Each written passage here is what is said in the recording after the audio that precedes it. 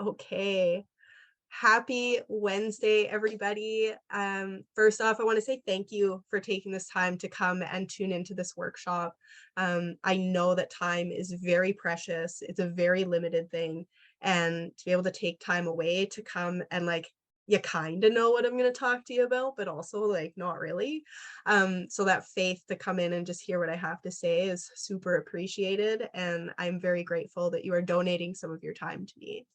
Um, I think that everybody that is on here right now knows me, but a couple of people that are going to get the recording aren't quite as familiar with me. So I'm Trisha. I am founder of Rise and Thrive Coaching Ltd, which is brand new and super exciting.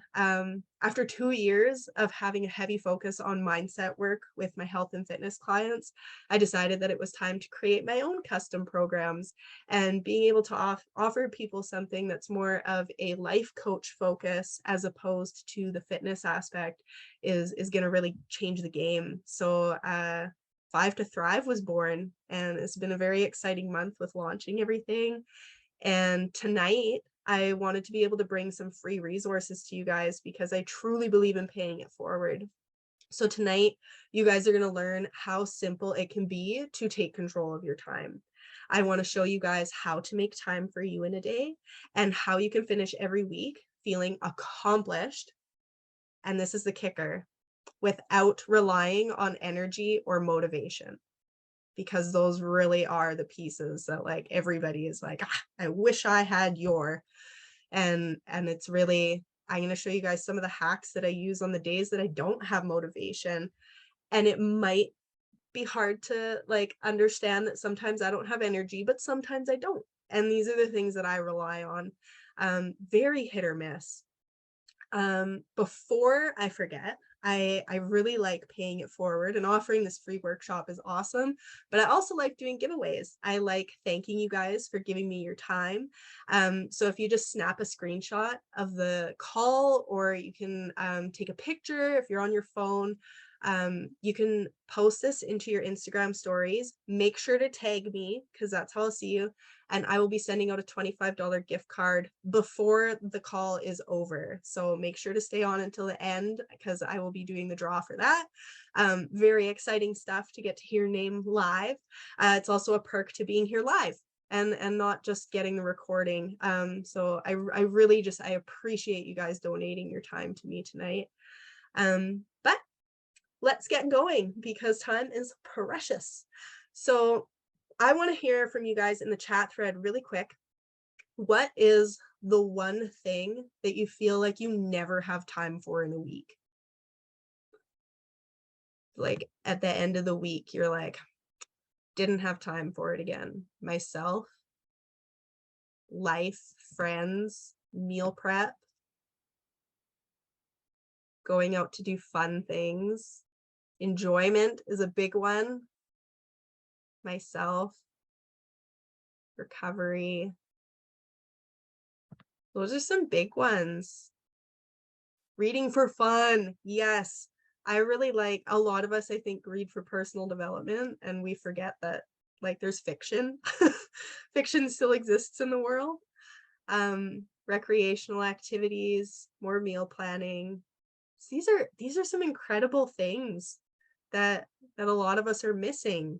And why on earth is this stuff that is so near and dear to our hearts? Because everything on here for you guys, this is all for you, right? Why is it so hard to make time for that? Why at the end of the week are we just like, man, this didn't happen again? Number one, we're going to start with the biggest load of bullshit out there. We all have the same 24 hours in a day. Nothing grinds my gears more than hearing somebody tell me that my 24 hours in a day with my husband and kids to help is the same as Beyonce, who has a chef and a maid and a personal trainer and somebody does her hair every day. Our 24 hours are not the same. And within our own house, my 24 hours are not the same as my husband's 24 hours, right? When I'm in the kitchen cooking, the kids tend to be there asking me, what's for dinner? How much longer is it going to be? What's that smell? Why are you putting those vegetables in the sauce? I can see that you're blending them up. I'm still going to be able to taste them. And I'm just like, cooking takes every cell in my brain. And the kids are just there, like nagging and adding to it. Whereas my husband just cooks meals that the kids like. And he doesn't get that like constant nagging and those constant questions. So even just within our own household, that 24 hours doesn't look the same. The only factual aspect to that is we all get 1,440 minutes in a day. That's it. We have the same like minutes, but they don't look the same at all. And when people say, well, we all have the same 24 hours, they're minimizing the work that you put in. And that's the first thing that makes us feel like we're failing as far as time management goes. And then if you're a mom, society decided that for whatever unknown reason, we're going to be held to the same standards as our great great grandparents that were stay at home moms in the 1920s. So today, moms are held to this like super high expectation that even outside of work, you should still send your kids to school with homemade muffins for breakfast. And they should have garden fresh veggies that they have helped you grow because you are ever so patient and have all the time in the world to grow those things with them. And you'd better make sure that you're sewing their Halloween costumes by hand because everybody's got time for that. And then on top of that, we're left sitting there wondering why we don't have time to just pick up a book, to just have 5 minutes for ourselves, is because outside of trying to keep the kids happy and the house spotless, we don't have a whole heck of a lot of time left over. And then if you want to get out of the house with a friend during the week, it's almost impossible because the expectation is put on you that your kids should be in any activity and every activity possible, which for most of us, if you have multiple kids, results in 5 different nights a week because the kids are never in the same activity. They're never on the same day. You can't even just like stack it up and say, Monday, we're just going to rip the band-aid off and get it done and over with. No, the clubs have all decided to spread it out so you have no time for you. And if you're lucky enough to have a kid in hockey, you're going to be at the rink every other weekend. Like sometimes every weekend, it feels like. And then a lot of us, we want to work out. And what are we told? Somebody wrote a book called The 5 a.m. Club. And now everybody tells you that if you want to work out, you better get up at 5 o'clock in the morning. So then when you don't get up at 5 o'clock in the morning, you literally start your day already feeling like, I don't have time for me. You already start to feel like you failed in that department, right? And then it's not just moms that struggle with it. Moms are not the only busy humans on the planet. If you're not a mom, I think a lot of people make the assumption that you are just available for any and all overtime shifts at work. Does anybody experience that? Like you're just looked at and you're like, I'm not working. Like people just assume that your time is less valuable. I mean, all you want to do is participate in your own hobbies or finish your renovations. Like who has a half finished kitchen right now? Or just room in general. I feel like half finished kitchens are the shittiest though, because you're literally just like turned completely upside down. You're left feeling guilty if you turn it down. Yes. Keep getting asked why you don't take the overtime. Yes. All of this, right? People just assume that because you don't have somebody that needs you to wipe their boogers, that you're just available all the time, right? Like you're allowed to want to make memories and spend quality time with people that you did not birth, right? Like you're allowed to do that, but apparently because you don't, like your schedule is just viewed as flexible as Elastigirl. Like ebbs and flows because you don't have tiny humans to take care of. And then when you do finally get time off, you have time, technically, you have the time in the day. You look at it and you're like, I finally have time to finish the kitchen. I have time to call my friend and go out. But then you're also hit with this wall of, I don't know the last time I stopped. And it's just like this rock meet hard place moment where you have the time to go do the things, but also you just want to rest. And it feels impossible. We have all of this bullshit stacked up against us and everybody's external opinions around how we should be getting things done. Because everybody's the expert, right? Everybody has a professional opinion on how you should be getting through your days, and nobody else is walking in your shoes, right? Nobody else sees what your day, like minute by minute, literally nobody in your life is going to see what every single minute of your day looks like. Because hopefully some of us are at least getting like bathroom breaks in privacy. Maybe you get the like 2 minutes alone in a day. But most of us don't have somebody like hot on our heels all day long. They don't see what it's like for you. And it can feel impossible to add yourself to the to-do list, because that's all it is, right? We're just like day in, day out, checking things off. We just want to check the boxes. And unless somebody wants to add 5 minutes to that 1440 that we all get, like it's just not happening, right? So it can feel really hard to even see how anything for you is going to fit in. Also, I'm super thirsty because I'm behind on my water today, so I'm going to take a few water breaks and just catch my breath, because I'm always so excited to talk to you guys. I want to take you guys on a little ride, and you're going to see the pun is intended. So I want you guys to imagine that you are driving to work and you see that the car is at a quarter tank. And the funny thing about this is that there was a reason that this analogy was kind of sparked in my brain.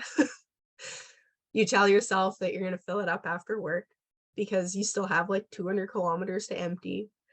By the time your shift is over, the wind has started and the rain is just like pouring down. And I don't know about you guys, but when the weather is shit, the last thing I want to do, even though the gas pumps are covered, like especially when it's windy, everything's just blowing in and you've had a shit day, like the last thing you want to do is stand outside and put gas in the fucking car, especially when it's not empty, right? And even worse, if you live in the north, when we get to the cold weather and it's snowing out or minus 30, like you can throw literally any shit weather situation into this. You immediately tell yourself, I don't have to fill the tank today. I will do it tomorrow. And then tomorrow comes and work is fucking shit. Also, I'm sorry if anybody's kids are around, I curse. It happens. Work sucks. You're short staffed. The computer system is down. And whether you deal with clients or patients or just your coworkers, whoever it is that you're interacting with in a day, they're assholes today. For whatever reason, everybody's just in a fucking mood and it just piles onto you. The last thing that you want to do at the end of your shift is go deal with more people and more technology, because nothing grinds my gears more than going to use the like pay at the pump because I can reduce my people interaction and it doesn't work. And then now I have to go and deal with the cashier that's been dealing with grumpy people all day. It just kind of stacks up. And all you want to do is just go home, put on your jammies, throw on an episode of Friends or Family Guy or whatever you guys kind of watch for like your brainless. I don't know, what does everybody watch these days? Like I don't know. Because Dan and I have been watching Designated Survivor, but that's not my like come home and have some comfort time. That's like we're addicted to it. Star Trek, murder shit, yes. Big Bang Theory is a great one for brain dead. Like, I just want to come home and laugh. Like, those are great things that a lot of us are like, I would rather do that than fill up the car. And the next morning, you wake up and you tell yourself, I have to fill the car today. I don't know who else does this, but I talk to myself out loud. Yeah. Because if I say it out loud, I'm more likely to remember. And if somebody else is around, I will tell them. Lucky for me, Zoe holds me very accountable. I will normally tell her, this is what we need to do today. But you're confident. You're like, I rolled out of bed and I remembered that I'm going to do this today. And then you get to your lunch break and you sit down and you pull out your phone. And for whatever reason, you decide to look at your bank account. And you have some money in there. Like, you're not sitting at zero, but you also know that you don't have enough to fill the tank all the way full. Thanks, inflation. Like, this is getting old. But the first thing you say to yourself is, well, if I can't fill the tank all the way to the top, I'm not going to do it today. Like, tomorrow's payday. Why would I do it today just to have to go back tomorrow to finish filling the car up? Like, I will wait. Thank you. Just see where 30 gets you. Yeah. It sucks sometimes because 30 is what, like 10 liters right now? It's like, it's a joke. It's brutal. And then you get to payday. You wake up and the kids are already telling you before you've even gotten out of bed that they don't have any clean socks or underwear. And also there's no milk for cereal. And they really want cereal this morning. Like, they're like, I don't want toast. I want cereal. And they're having a meltdown. And it's just like not going good. And then you go to pack lunches and the Tupperware. I don't know if anybody else deals with this, but every time I open the Tupperware drawer, like everything, it's an avalanche every day, every time, just without fail. And now you're running late and you're frazzled because you literally woke up to chaos. And you get in the car and the fuel light's on. And you're like, shit. I knew that I needed to do this. And it still just like hits you like a brick wall. And you can feel your patience, just like you are skating on thin ice. And now the kids are fighting in the back seat because somebody's sitting on the wrong side, or somebody stole a cup holder, or whatever they've decided they're going to fight about in the morning. And then it's inevitable. Like, how quickly do we get short with them, or our loved ones, or anybody else around us? You know that it's not their fault that the tank is empty, but it still happens. And a lot of us are doing this in our day-to-day life. We can see when the tank is starting to get empty, and we know the things that we want to do to fill that back up. We want to read for fun. We want to find something that is joyful. I almost said enjoyful. I'm going to make up words tonight, you guys. We just want to do something fun. Even sometimes meal prep is that thing that is going to fill our cup back up, because maybe you know that you haven't been eating enough this week. I will never tell anybody, like, the eating poorly thing needs to go. Sometimes some of us are just not eating enough, and that is where meal prep comes in as genuine, like, self-care. You are showing love for yourself. We know that we need to call a friend, and it's just not happening because the day was kind of inconvenient. And like, the tank's not all the way empty, so we can do it tomorrow. And then tomorrow everything has stacked up again. And it's genuinely hard to fit in that 5 minutes. And then the next day you're like, you know, I want to sit down, I want to read a chapter. I just want to read a chapter in my book. And before you know it, it's like 9 o'clock, and you wanted to be in bed 15 minutes ago because maybe you work a stupid early shift. And you're like, I can't read a whole chapter in 15 minutes. I don't know, maybe you can. Like, I'm a slow reader. And some chapters are big. But you ask yourself, like, what's the point? I'll just wait until the weekend. I've got some extra downtime, and then I can read the full chapter. Like, if you can't do it all, what's the point? If you can't make your meals for the entire week, like, what's the point? And it's so easy for us to start running our tank on empty because things are not convenient, and our fuse gets short. We take it out on our loved ones. And like, this is the most important one. We take it out on ourselves. Like, what do you do when you get to that point when you're like, shit, I knew I needed to do this? And then you're mad because you came up with all of these excuses, because sometimes that's what they are. Sometimes things genuinely happen that stack against us. And we're like, damn it, I knew I should have did this earlier. But you beat yourself up about it, right? Setting small goals, Becca, yes, 5 pages, 10 pages at a time. Honestly, sometimes like one paragraph is enough. because you still sat down and you did it. What I want to share with you guys is how the all or nothing mentality can literally plague every area of your life, whether it's self-care or completing projects. It's easy to initially tell ourselves we still have time. I'm not out of time yet. I can do it tomorrow. I can do it this weekend. But then life decides to throw an entire bucket of lemons at us. Like not one, not two, just the whole bucket. Just toss it at you.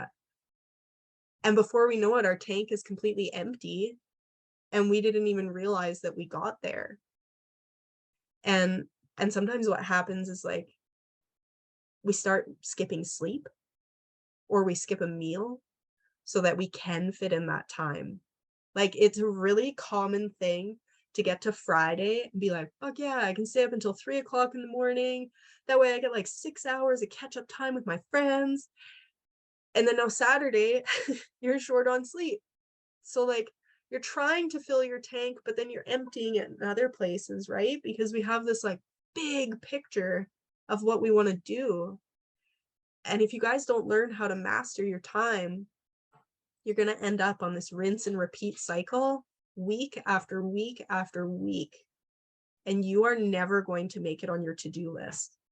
Like you as a person, that quality self-care time for you is never going to get there. But if you can learn to master your time, you can eliminate burnout, you can ditch the overwhelm, and you don't have to give up a single thing on your to-do list. I don't know how many times in my life since I was 13 years old, I was told, you just have too much on your plate. You just need to take something off. And nobody stopped to teach me to just fill my cup back up as I went. Nobody stopped to teach me about self-care or how to avoid the burnout. Like, you don't always have to take things away to make time for you. You can learn how to ebb and flow, and really abandoning that all or nothing mentality is going to be the thing that creates this for you. So what I want to do for you guys tonight is I want to share my favorite time-saving hack. But I want you to promise me one thing, and I want you to all put it in the chat thread that you're going to promise me this. I want you to actually give it a try. Because I don't want this to just be another, like, I don't want this to be like a wasted hour of your night. I don't want you to get off this call and be like, I came and listened to Trish and I feel really good tonight. And then tomorrow morning, it's just like chaos. We're gone out the door. I want you guys to see the benefit of this because this is something that really is like near and dear to my heart. This is what changed my life, especially in the last 2 years. I have been the busiest I think I have ever been in the last 2 years with the most amount of chaos. And this, like when I come down to the basics of it, this is what has saved me. I'm really happy to see that you guys are all making this promise. I'm going to hold you accountable to that, by the way. I'm going to be checking in tomorrow and probably Friday and maybe Sunday. So this is what we're going to do. This is not going, disclaimer, this is not going to like cure your problems. It doesn't mean that things are not going to be stressful, but the difference it's going to make is how you handle the chaos. This is really going to help like up here above all else. And it's a remarkably universal formula. Like anybody can do this, whether you're a mom or not, stay at home working, like you could be a potato on the couch. I don't care. This is going to change your life. I don't know if anybody else brought a pen and paper tonight. I'm using a couple of email systems. I might not have sent the planner to everybody. Did anybody get the planner? Okay. I might have only sent it. Yeah, okay, that is. So I sent it on one platform and I forgot to send it on the other. I will send it tonight. But you guys can just grab a pen and paper and jot this down really quick. And I'll type it in the chat thread as well so that you guys can kind of copy it down because I know that sometimes I talk fast. The first thing that you are going to do when you sit down to plan out. You can do this daily. You do not have to plan your week. I'm emphasizing this. You guys listening to me, I'm looking you in the eye. You can start doing this daily. Don't go big or go home. Okay. If you've been time blocking and you just need to make some tweaks, you can definitely like just plug and play. The first thing you're going to do is write out the things that you cannot change. My fingers are cold because I'm in the basement. I can't type very fast. So what do I mean? The things that we can't change. We can't change our work schedule. If you have a doctor's appointment, lots of kids activities, like I can't change that Zoe skates Mondays and Wednesdays at 3:20 and she's not off the ice until 5:30. Those are fixed in stone. Those are the only things that I would write on my planner in pen, just to put it into perspective. The second thing, this is one of the most important ones because a lot of us, I find, no, sorry, I squirrel sometimes. The second thing you're going to write is the things that have to get done. Oh my God, I can't type. So these are the things that are on our to-do list, but they don't necessarily have a fixed time. And I don't know about you guys, but these tend to be the things that get forgotten about until it's too late. Things like renewing insurance. How many of you have walked past the back of your vehicle and you're like, fuck, it expired a week ago? Amy. Booking the dentist appointments. This is something that like I kind of do. I do it when I leave so that I don't forget, because I was always forgetting. Or ordering the Halloween costumes because nobody has time to sew them by hand. Also, it's the end of September. You should order them now so that it's here in time. Forgot to register for 6 months. Oh my God, Kiri. That's a record. That's a great free 6 months. I don't know. Legally, I probably shouldn't clap at that. Just kidding. Really funny story for you guys. This is where I'm gonna do a quick little side tangent here. This is where I'm going to paint the picture that this is not like a perfect little cure every single time. Last week, I initially planned to go get our hunting licenses done on Monday. That was the intent. I don't even remember what happened on Monday that it didn't happen, but the rest of the week went and we got to Friday and we were leaving town a bit late. So we went to the gun store in town at 6 o'clock at night after the government offices have closed. And Dan went in and registered. And so we had to go in one at a time because the guns are in the truck and the kids, whatever. Dan goes in, he's like 20 minutes. I go in, I have to wait behind somebody else. That was like 20 minutes. I get to the front and my BC residence has expired. I didn't know that that was a thing. Every 3 years, you have to update and say like, I still live in BC to be able to get a license. So I got to go to hunting camp this weekend and not actively like participate, which hurts because I'm sorry if you guys aren't hunters. Dan and I are both very competitive, and if there's a slew of grouse, that's probably not what it's called, we see who can get the most. And it was kind of a bummer to just like sit in the truck and be like, I found one, like go have fun. Yeah, I want to get them all. and we're fairly competitive about it, so I tend to win. Don't tell him, but I do. So it's not like it doesn't always happen. It's not foolproof, but it's definitely helpful.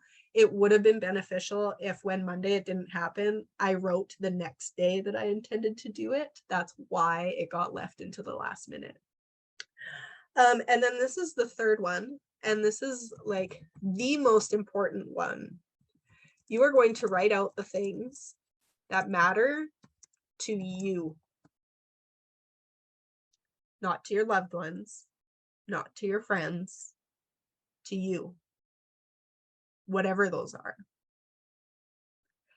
And then the fourth thing you're going to do is you're just going to sit back and admire how much free time you have, because it's incredible when you sit down and you write this out.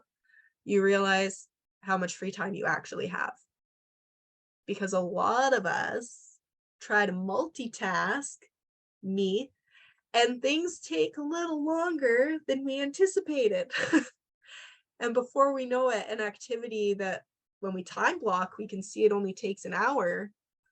When we don't time block, sometimes it takes us like 2 or 3. Because that's the thing, is if you give somebody this much time, they will take that much time to do it. I don't know about you guys, but like in high school, you could be given 3 weeks to write an essay, not touch the fucking thing until the night before, and you whip that shit out in 20 minutes. But you probably did it super stressed out because you took all that time, even though it just this little bit. So being able to see that space for downtime can really help us to get through our days, because I think a lot of us, and I might be the only one that struggled with this initially. Sorry, Kim, I'm gonna call you out every night, every time you come to these. Oh, my train of thought went away. That's okay. It's not important. If you can see that you have downtime coming up, it's a lot easier. I don't believe in like pushing through everything, but if you're like, man, I just really want to hit the couch tonight, if you can see that like you don't have anything else booked tonight and you can deal with the 15 minutes of filling the gas tank in your car, it's a lot easier to see that like, okay, if I do this, I have downtime after. It really makes a big difference in how you view your days. It also sometimes can be that thing that gives you an awareness that like, oh, I do have downtime. Learn that. Yeah, timers are a game changer. It really makes a big difference if you could be like, all right, we're gonna get shit done. So what I want to share with you guys is, beyond this, I want to help you guys design a flawless routine, one that you can finally feel confident in your ability to move through life's chaos. Because it can be really easy to write these out and you're like, okay, well, I can do that this week.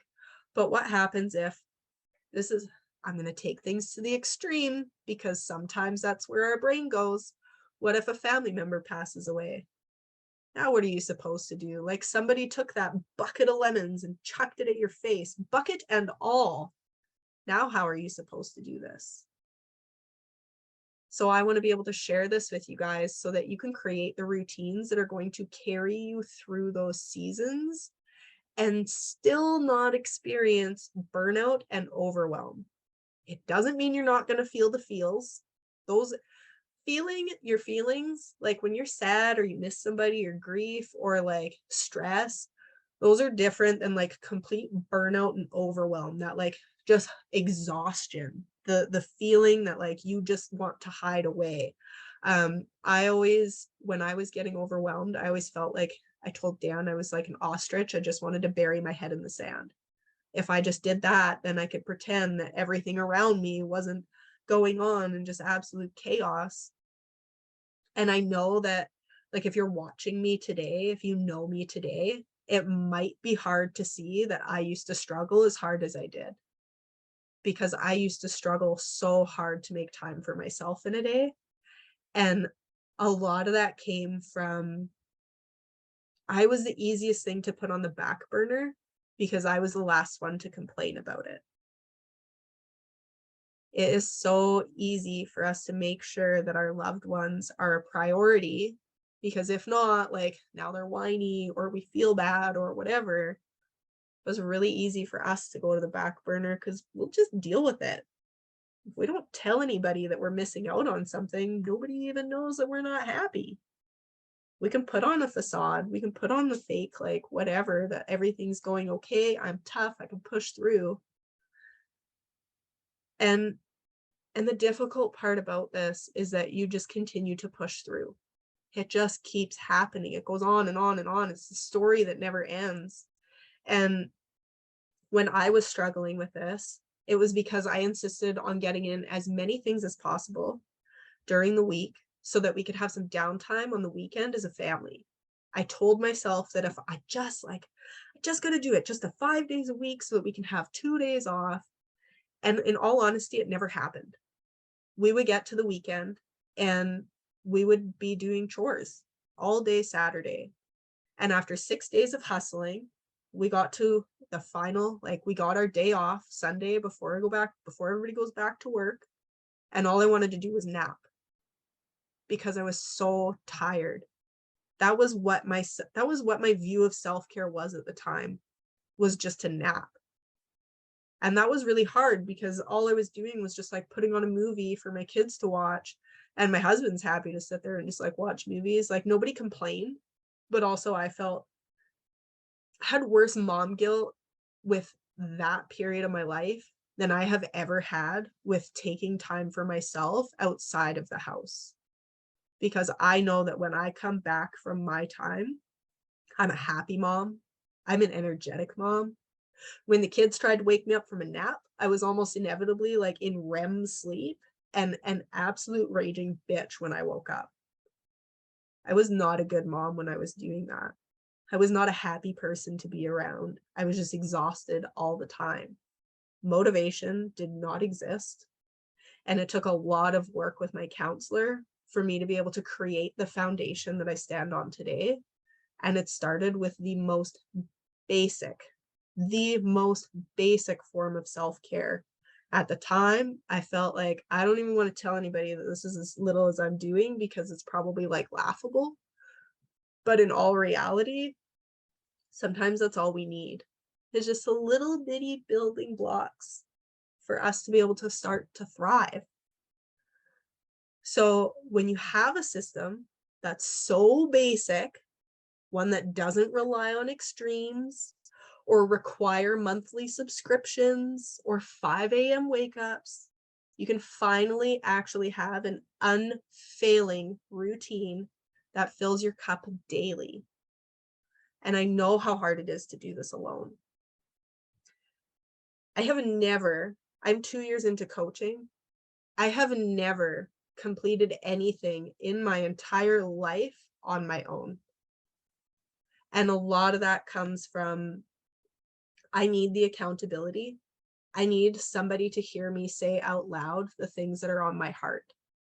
Because if I don't tell somebody that these are my goals, these are my intentions, it's really easy to back out because nobody even knows that I'm quitting. I'm a chronic quitter. I'm a recovering chronic quitter. I can't tell you guys how many times I've wanted to quit coaching. Like is hard work sometimes. But it's that default. It's that like, I have doubt and fear and all of these limiting beliefs in my head. And the only reason that I have continued to push through is because I told somebody that this is what I want to do. And it's not just telling anybody. Like you have to find the right person to share that with, right? Because for a long time, I was surrounded by people that were also struggle busing. They were also lacking motivation. They were not in pursuit of happiness or their goals. And honestly, like I experienced a lot of enabling. It was a lot of like, okay, well, take a step back and like we'll revisit it. That was their immediate response. There was never like okay, well, like why? Nobody ever asked me why I wanted to step back. And that was the piece that changed the game for me, was to have somebody that could take a minute and just hear why I wanted to step back. Because sometimes stepping back from something is valid.